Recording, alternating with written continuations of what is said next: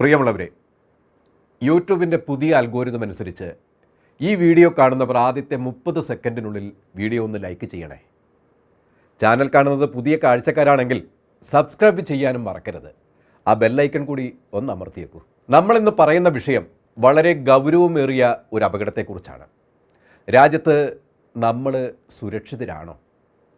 ജനാധിപത്യത്തെ കശാപ്പ് ചെയ്ത് ഒരു ഭരണകൂടം രാഷ്ട്രപിതാവിനെ വെടിയുതിർത്ത് കൊന്ന ഒരു രാജ്യസ്നേഹിയെ സംപൂജിതനായി കാണുന്ന ഒരു പാർട്ടി ഭരിക്കുന്ന രാജ്യം, ഇന്ത്യയുടെ ചരിത്രത്തെ തന്നെ നിർമ്മാർജ്ജനം ചെയ്യാൻ മുന്നിട്ടിറങ്ങിയ ഭരണകൂടം, സംഘപരിവാർ ശക്തികളുടെ ഹിന്ദുത്വ വർഗീയത രാജ്യത്തിൻ്റെ ഓരോ അണുവിലും വിതച്ച് കാത്തിരിക്കുന്ന RSSന് സ്തുതി പാടുന്ന മോദി ഭരണം. ഈ കാലത്താണ് ഡിജിറ്റൽ യുഗത്തിൻ്റെ അപകട സാധ്യതകളെ കേന്ദ്രഭരണം ഉപയോഗപ്പെടുത്താനുള്ള നീക്കം നടത്തുന്നത്.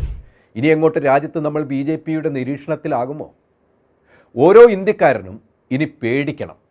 നമ്മുടെ സ്വകാര്യതയിലേക്ക് കടന്നു കയറി നമ്മളെ കത്രിക പൂട്ടിട്ട് നിയന്ത്രിക്കാൻ ഭരണകൂടത്തിനെ ഉപയോഗിക്കുന്ന RSS BJP തന്ത്രങ്ങൾ ഇപ്പോൾ ഏറ്റവും പ്രകടമായി പ്രതിഫലിക്കുകയാണ് രാജ്യത്ത്. അങ്ങനെ ഇരിക്കുമ്പോഴാണ് ഇപ്പോൾ കേന്ദ്ര സർക്കാർ പുതിയ നീക്കവുമായി മുന്നിട്ടിറങ്ങുന്നത്. അതായത് ഫോൺ നിർമ്മാണ കമ്പനികൾക്ക് കേന്ദ്ര സർക്കാർ നൽകിയ ചില നിർദ്ദേശങ്ങളാണ് അപകട സാധ്യതയിലേക്ക് വിരൽ ചൂണ്ടുന്നത്. ഏതാണ്ട് 83ഓളം മാർഗനിർദ്ദേശങ്ങളാണ് ഫോൺ കമ്പനികൾക്കായി നൽകിയിട്ടുള്ളത്. സൈബർ സുരക്ഷയ്ക്കായാണ് ഈ നിർദ്ദേശങ്ങൾ എന്നാണ് കേന്ദ്രത്തിൻ്റെ വാദം. വെല്ലുവിളികൾ നേരിടാൻ ഗൂഗിൾ കാലാകാലങ്ങളായി അപ്ഡേറ്റുകൾ പുറത്തിറക്കുന്നുണ്ട്. എന്നാൽ ഡാറ്റയുടെ അഭാവം, സംഭരണം അല്ലെങ്കിൽ ഉപയോഗ എളുപ്പം എന്നിവ കാരണം പല ഉപയോക്താക്കളും ഇത്തരം അപ്ഡേറ്റുകൾ നിരസിക്കുന്നുണ്ട്.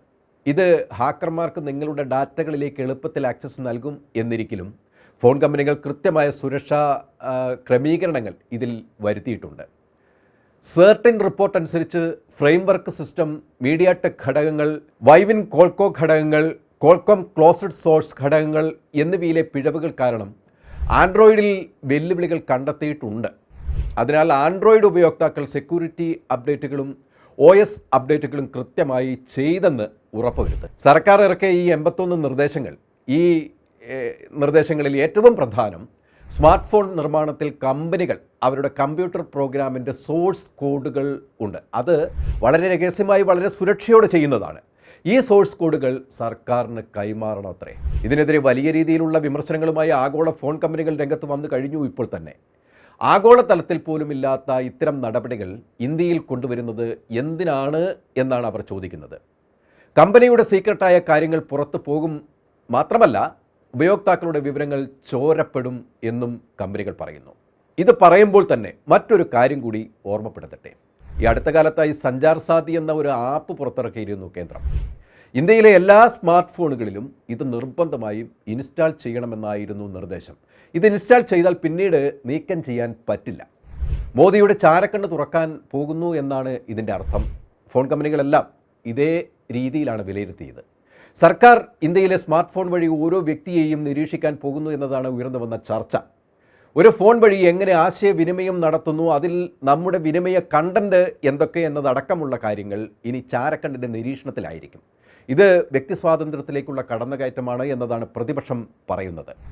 ഇതിൻ്റെ അപകടം ഉയർത്തിക്കാട്ടി പ്രതിപക്ഷം സർക്കാരിനെ പ്രതിരോധത്തിലാക്കിയതോടെ സർക്കാർ ഈ ഉദ്യമത്തിൽ നിന്ന് പിന്തിരിഞ്ഞു എന്ന് ദ്യോതിപ്പിക്കുന്ന തരത്തിൽ പ്രവർത്തനങ്ങളെ നിർജ്ജീവിപ്പിച്ചിരിക്കുകയാണ്.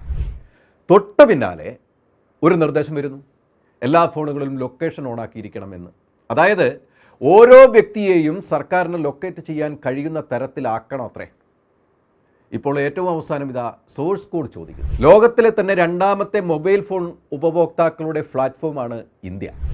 ഇവിടെ പൗരൻ്റെ സ്വകാര്യത സംരക്ഷിക്കാൻ എന്ന വ്യാജേന നടത്തുന്ന ഈ നീക്കത്തിൽ വലിയ അപകടമാണ് ഒളിഞ്ഞിരിക്കുന്നത്. 3000-ലധികം ആളുകളുടെ ഫോണിലേക്ക് പെഗാസ് ഉപയോഗിച്ച് ആളുകളുടെ മുഴുവൻ ഡാറ്റകളും ചോർത്തിയെടുത്ത ഗവൺമെൻറ് എന്ന ആക്ഷേപം നേരിടുന്ന ഒരു ഗവൺമെൻറ്റിനെ ഈ പുതിയ രാജ്യസ്നേഹം ജനം എങ്ങനെ വിശ്വാസത്തിലെടുക്കും? ആധാർ കാര്യം തന്നെ എടുക്കാം. കൊട്ടിഘോഷിച്ച് ആധാർ സിസ്റ്റം നടപ്പിലാക്കിയ ഈ സർക്കാർ അതിൽ പോലും വേണ്ട സുരക്ഷ നൽകിയിട്ടില്ല എന്നത് ഓർക്കണം. ഒരു തരത്തിലും സുരക്ഷതയില്ലാത്ത ഇന്ത്യൻ ജനതയുടെ ID പ്രൂഫാണ് ആധാർ. മറ്റൊരു കാര്യം, സ്വകാര്യത വലിയ പ്രശ്നമാണ് എന്ന് പറഞ്ഞത്. ടിക്ടോക്ക് രാജ്യത്ത് നിരോധിക്കുന്നത് എന്തിനായിരുന്നു?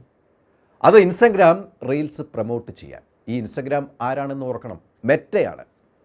ഈ മെറ്റ ഇന്ത്യയിലെ BJPയുടെ തിരഞ്ഞെടുപ്പിനായി പ്രവർത്തിച്ചു എന്ന ആക്ഷേപം നേരിടുന്ന BJPക്ക് താല്പര്യമുള്ള ആളുകളെ മാത്രം ഇവിടുത്തെ മെറ്റാ ഓഫീസുകളിൽ ഓഫീസേഴ്സായി നിയമിക്കുന്ന ഒരു BJP അനുകൂല കമ്പനിയാണ് എന്നത് ഓർക്കണം. ഇന്ത്യയിൽ പൊതുജനങ്ങളുടെ സ്വാതന്ത്ര്യത്തിന് കൂച്ചുവിലങ്ങിടാൻ ഓരോ ദിനവും പുതിയ പദ്ധതികളുമായി ഇറങ്ങി തിരിച്ചിരിക്കുകയാണ് കേന്ദ്ര സർക്കാർ. നിങ്ങൾ ചിന്തിക്കുന്നതും നിങ്ങൾ ചെയ്യാൻ പോകുന്നതും നിങ്ങൾ ചെയ്യുന്നതും അടക്കം നിരീക്ഷിക്കാൻ കെണികൾ ഒരുക്കിയിരിക്കുകയാണ് എന്നത് ഓർക്കുക. ഒന്ന് നോക്കൂ, 3000 പേരുടെ ഫോണിൽ പെഗാസ് നിക്ഷേപിച്ച് രാഹുൽ ഗാന്ധി അടക്കമുള്ള ജേർണലിസ്റ്റുകൾ അടക്കമുള്ള രാഷ്ട്രീയക്കാർ തുടങ്ങിയ പ്രബലരായ അനേകം ആളുകളുടെ ഡാറ്റകൾ ചോർത്തിയെടുത്തു ഗവൺമെൻറ്. അതായത് സർക്കാരിനെതിരായി രൂപമെടുക്കുന്ന എതിർ ശബ്ദങ്ങളെ തിരിച്ചറിഞ്ഞ് അവരുടെ വായടപ്പിക്കുക എന്നതല്ലേ സർക്കാർ ലക്ഷ്യമിടുന്നത്? പറഞ്ഞു വരുമ്പോൾ ഒരു സ്വേച്ഛാധിപത്യത്തിൻ്റെ കടന്നുവരവ് എന്ന് വേണം ഇതിനെ കരുതാൻ. ഇന്ത്യ പോലുള്ള ഒരു സ്വതന്ത്ര ജനാധിപത്യ രാജ്യത്ത് ചൈനയെപ്പോലെ അല്ലെങ്കിൽ ഉത്തര കൊറിയയെപ്പോലുള്ള ഭരണത്തിനായുള്ള ശ്രമമാണ് ഇതെന്ന് പറഞ്ഞാൽ ഒട്ടും അതിശയോക്തിയല്ല. കാരണം അവർ BJP ആദ്യം നമ്മുടെ മതേതരത്വം തകർത്തു, പിന്നെ ബഹുസ്വരത തകർത്തു, പിന്നെ ജനാധിപത്യം തകർക്കാൻ കിണഞ്ഞു ശ്രമിക്കുന്നു. നാളെ നമ്മുടെ സ്വാതന്ത്ര്യവും അവർ പിടിച്ചടക്കും. നമ്മുടെ ഡാറ്റ ശേഖരിച്ച് നമ്മുടെ വ്യക്തിവിവരങ്ങൾ ശേഖരിച്ചും നമ്മുടെ നീക്കങ്ങളെല്ലാം നിരീക്ഷിക്കപ്പെടുന്നതോടെ നമ്മൾ സർക്കാർ വിമർശകനാണ് എങ്കിൽ നമ്മളെ ബ്ലാക്ക്മെയിൽ ചെയ്ത് ഭീഷണിപ്പെടുത്തി സർക്കാർ അനുകൂലികളായി മാറ്റാൻ പറ്റും. ഇമോഷണലി നിങ്ങളെ തകർക്കും. സർക്കാരിന് ആവശ്യമെങ്കിൽ ഒരാളെ ഇല്ലാതാക്കാൻ ഒരു വിഷമവുമില്ല. സർക്കാർ സ്വീകരിക്കുന്ന നിലപാടുകൾ നിയമവിധേയമാക്കണം എന്നതുകൊണ്ടാണ് ഇത്തരം നിയമങ്ങൾ രാജ്യത്ത് സർക്കാർ നടപ്പിലാക്കിക്കൊണ്ടുവരുന്നത്. വ്യക്തികളുടെ വിവരങ്ങൾ ചോർത്താനായി സർക്കാർ കൊണ്ടുവന്ന വിവിധ പദ്ധതികൾ കാണുക. Pegasus, Sanchar Saathi, location access, source code. ഇതിൽ ചിലതിൽ നിന്നും സർക്കാർ പിന്മാറിയെന്ന് കാണിക്കുന്നുവെങ്കിലും യഥാർത്ഥത്തിൽ പിന്മാറിയിട്ടില്ല. അതിൻ്റെ വ്യക്തമായ തെളിവാണ് ഇപ്പോൾ കൊണ്ടുവന്ന സോഴ്സ് കോഡ്. ഇന്ത്യൻ പൗരന്മാരുടെ മേൽ നിരീക്ഷണ ചാരക്കണ്ണുമായി സർക്കാർ തുനിഞ്ഞിറങ്ങുമ്പോൾ ഇന്ത്യൻ രൂപ ഇവിടെ തകർന്നടിയുന്ന ദുസ്ഥിതിയിലാണ്. ഇപ്പോഴിതാ ഇന്ത്യയുടെ സാമ്പത്തിക മാനദണ്ഡങ്ങൾ നിശ്ചയിക്കുന്ന GDP NDPയിലേക്ക് മാറാൻ പോകുന്നു. ഈ വാർത്ത ഇപ്പോൾ പുറത്തു വന്നുകൊണ്ടിരിക്കുകയാണ്. നിശ്ചിത കാലയളവിൽ രാജ്യത്ത് ഉൽപ്പാദിപ്പിക്കപ്പെട്ട വസ്തുക്കളുടെയും സേവനങ്ങളുടെയും മൊത്ത വിപണി മൂല്യമാണ് GDP. ഒരു രാജ്യത്തിൻ്റെ സാമ്പത്തിക ശേഷി അളക്കുന്നതിനുള്ള പ്രധാന സൂചികയാണ് ഇത്. GDPയിൽ നിന്നും മൊത്തം മൂലധന ആസ്തികളുടെയും മൂല്യശോഷണം കഴിച്ചാൽ ലഭിക്കുന്നതാണ് NDP. ഈ പുതിയ മാറ്റത്തിൽ ആശങ്കകൾ പ്രകടിപ്പിച്ചുകൊണ്ട് സാമ്പത്തിക വിദഗ്ധർ രംഗത്ത് വന്നു കഴിഞ്ഞു. അന്താരാഷ്ട്ര നാണയനിധിക്ക് ഉൾപ്പെടെ കേന്ദ്ര സർക്കാർ കൈമാറുന്ന കണക്കുകളും വിശദാംശങ്ങളും വിശ്വസനീയമല്ല എന്നതാണ് സാമ്പത്തിക ശാസ്ത്രജ്ഞരുടെ വിലയിരുത്തൽ. എന്തായാലും കേന്ദ്ര സർക്കാർ നടപ്പിലാക്കുന്ന പദ്ധതികളിലൊക്കെ തന്നെ ദുരൂഹത നിറഞ്ഞാടുകയാണ്. രാജ്യം അതീവ ഗുരുതരമായ പ്രത്യാഘാതം നേരിടേണ്ടി വരുമെന്നത് മുൻകൂട്ടി കണ്ട് പ്രതിപക്ഷം ജാഗരൂകരായി കഴിഞ്ഞു. ജനം ഇപ്പോൾ തിരിച്ചറിവിൻ്റെ പാതയിലാണ്. ഒരു മാറ്റം രാജ്യത്തുണ്ടാകുമെന്ന് നമുക്ക് പ്രതീക്ഷിക്കാം. സാമ്പത്തികമായും വിവരസാങ്കേതിക വിദ്യ കൊണ്ടും രാഷ്ട്രീയപരമായുമൊക്കെ ഭരണപരമായുമൊക്കെ രാജ്യത്തിൻ്റെ തകർച്ച പൂർണ്ണമാക്കാൻ ഇറങ്ങിപ്പുറപ്പെടുന്ന ഒരു സർക്കാരിനെ ചോദ്യം ചെയ്യുന്ന ശബ്ദങ്ങളെയൊക്കെ അസഹിഷ്ണുതയോടെ കാണുന്ന മോദിയുടെ ഇത്തരം നടപടികളെ നഖശിഖാന്തം എതിർക്കുന്ന പ്രതിപക്ഷത്തെ ഏറ്റവും നിഷ്ഠൂരമായി തകർക്കുന്ന പ്രവർത്തനങ്ങൾ അടിച്ചമർത്താൻ കൈക്കൊണ്ട നടപടികൾ രാജ്യത്തേറെ പ്രതിഷേധങ്ങൾ ഉയർത്തിക്കൊണ്ടിരിക്കുകയാണ്. ലോകരാജ്യങ്ങൾ ഉയർച്ചയുടെ പടവുകൾ കയറുമ്പോൾ പക്ഷേ മോദിയുടെ ഭരണം ഇന്ത്യയെ പിന്നാക്കം വലിക്കുന്ന RSS നയങ്ങളുടെ പിറകെയാണ്. ജനാധിപത്യവും പൗരൻ്റെ അവകാശവും സ്വാതന്ത്ര്യവും തകർക്കുന്ന ഏത് നയത്തെയും തടയിടാൻ കഴിയുന്ന ഒരു പ്രതിപക്ഷം ശക്തി പ്രാപിച്ചു കഴിഞ്ഞു ഇന്ത്യയിൽ. അത് മോദിക്കും അറിയാമെന്നതുകൊണ്ടാണ് ഇത്തരം നടപടികളുമായി മോദി തുനിഞ്ഞിറങ്ങുന്നത്. പക്ഷേ എന്ത് ചെയ്യാം, മോദിയുടെ സ്വപ്നം ഇന്ത്യയിൽ വിലപ്പോകില്ല. കാരണം രാഹുൽ ഗാന്ധി മോദിയുടെ ഈ കാട്ടുകൊള്ളത്തരങ്ങൾ മുഴുവൻ പൊളിച്ചടുക്കിക്കൊണ്ടിരിക്കുകയാണ്.